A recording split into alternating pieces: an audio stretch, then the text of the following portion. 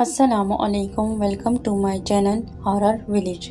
تمام videos updates کے لیے ہارر ولیج کو سبسکرائب کر کے بیل نوٹیفیکیشن کو آن کر دیں۔ تو آئیے سنتے ہیں آج کی ویڈیو میں کسی کی زندگی پر بیتی سچی اور ناقابل یقین کہانی۔ اور میں بھی آرام کرنا چاہتا تھا، لیکن واپسی پر بزرگ کی بات یاد آئی کہ وہ آج کسی کا نام دینے والے تھے لکھنے کے لیے۔ پیسوں کی ہوس دل میں ابھری تو بخار کی پرواہ کیے بغیر ہی قبرستان جا پہنچا۔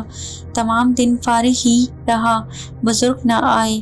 درخت کے سائے تلے لیٹا رہا اور شاید سو بھی گیا تھا، کیونکہ جب آنکھ کھلی تو سورج اپنی لمبی مسافت طے کر کے غروب ہو رہا تھا۔ سورج ڈوبتے ہی سائے پھیلنے لگے۔ ہو سکتا تھا کہ بزرگ کا انتظار کیے بغیر ہی میں واپس چلا آتا، لیکن میرے وجود نے اتنی ہمت ہی نہ کی کہ میں اٹھ کر بیٹھ جاتا۔ چلنا تو دور کی بات تھی، بیٹھنا بھی مشکل ہو رہا تھا۔ اندھیرا پھیلنے لگا، ایسے جیسے قبرستان پر کوئی کالی چادر بچھا دی جائے۔ قدرتی خوف میرے اندر سرایت کرنے لگا۔ جہاں پر روز بیٹھا کام کرتا تھا، اب انہی قبروں سے خوف آنے لگا تھا، ایسے جیسے قبرستان کے تمام مردے نکل کر میرے گرد جمع ہو جائیں گے۔ یہ ایسا خوف تھا کہ میں اٹھا اور واپسی کا ارادہ کیا ہی تھا کہ ایک آواز سنائی دی، خالد نواز۔ اپنا نام کسی کی زبان سے سن کر میرے قدم رک گئے۔ ایک طویل لرزہ وجود میں پیدا ہوا، جیسے بت بن گیا تھا۔ کسی کے قدموں کی آہٹ مسلسل مجھے قریب آتی سنائی دے رہی تھی۔ میں پسینے میں بھیگنے لگا۔ بزرگ پیچھے سے چلتے ہوئے میری نظروں کے سامنے کھڑے ہو گئے۔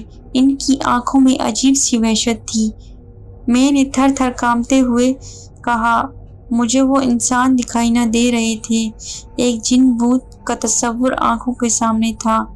گھبرا رہے ہو مجھ سے؟ ان کی آواز مجھے سنائی دی۔ میں اپنے ہوس درست کرنے لگا، کوشش کرتا رہا، لیکن میرا وجود نڈال ہوتا رہا۔ بولنے اور جواب دینے کی قوت نہ تھی۔ بزرگ نے میری بے بسی سے فائدہ نہ اٹھایا، بالکل خاموشی سے ایک کاغذ میرے ہاتھوں میں تھما دیا اور واپس قبرستان کی طرف پلٹ گئے۔ مجھے پیچھے دیکھنے کی ہمت نہ ہوئی، آگے بڑھا اور دوڑنے لگا۔ عجیب کشمکش میں تھا، دوڑتے دوڑتے بھی اس بزرگ کے وجود کو اپنے پیچھے محسوس کر رہا تھا۔ کسی کے قدموں کی چانپیں میرے تعقب میں تھیں۔ بمشکل اپنے کمرے تک پہنچا تو سامنے گاؤں کے ایک دوست کو پریشان حال پایا۔ تم کب آئے؟ میں نے اسے دیکھتے ہوئے اپنے حواس درست کرتے ہوئے کہا، تقریباً دوپہر 12 بجے پہنچا ہوں۔ اس نے مجھے تھامتے ہوئے کہا، تجھے تو تیز بخار ہے۔ میں بولا، ہاں ہلکا سا بخار ہے، اتر جائے گا۔ میں نے نارمل ہوتے ہوئے کہا، لیکن تم بیمار کب سے ہو؟ چلو ڈاکٹر کے پاس لے چلوں۔ اس نے کہا، نہیں، میں ٹھیک ہو جاؤں گا، تم سکون سے بیٹھو۔ میں نے اسے چارپائی پر بٹھاتے ہوئے کہا اور خود بھی چارپائی پر بیٹھ گیا۔ کاغذ کا ٹکڑا میری مٹھی میں بند تھا، خوف کم ہوتا تو اسے کھولتا۔ دوست کے آنے کا فائدہ مجھے یہ ہوا کہ میں کچھ دیر کے بعد تقریباً پورا تو نہ صحیح کافی حد تک خوف میرے دل سے اتر چکا تھا۔ کہاں تھے؟ صبح سے میں نے پورا شہر چھان مارا، لیکن تم دکھائی نہ دیے۔ فیکٹری چھوڑ دی ہے تم نے؟ اس نے غمزدہ انداز میں کہا، ہاں یار، میں نے فیکٹری چھوڑ دی ہے، اب چند ماہ سے نیا کام کر رہا ہوں۔ میں نے پرسکون لہجے میں جواب دیا۔ میں نے محسوس کیا کہ میرا بخار آہستہ آہستہ کم ہو رہا ہے، نڈال وجود صحیح طرح سے حرکت کرنے لگا۔